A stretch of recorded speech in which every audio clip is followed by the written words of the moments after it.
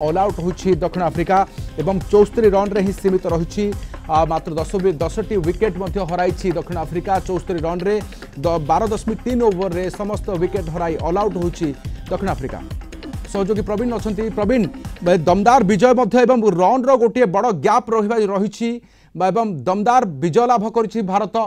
या सहित दक्षिण आफ्रिकार एभली गोटे स्थिति आज बारवाटी रे बिल्कुल बड़ विपर्यय कहुपे। आरंभ तो आमको बहुत डर लगुला जमी टीम साउथ आफ्रिकार खेला माने प्रदर्शन करते कि परे जो बोलर माने चकमा देखले आपड़ जिते प्रशंसा करेंगे कम हे। यार भर अनेक रेकर्ड हाथ को आसी। बुमरा निजर टी20 करियर रे 100तम विकेट साउंटी तारी भितर यही बड़ विपर्यय आपड़ कहींपर।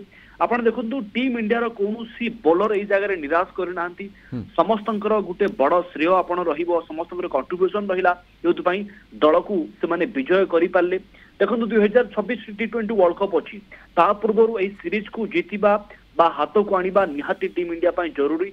एवं जदियो एबे टीम इंडिया पाखरे भल भल सब खेलाड़ी अच्छा सब वर्ग में आपड़ देखा पाइबे भल भल खेलाड़ी अच्छा। तेणु आज दिन में मैच को लेकिन बहुत आप प्रशंसा करेंगे।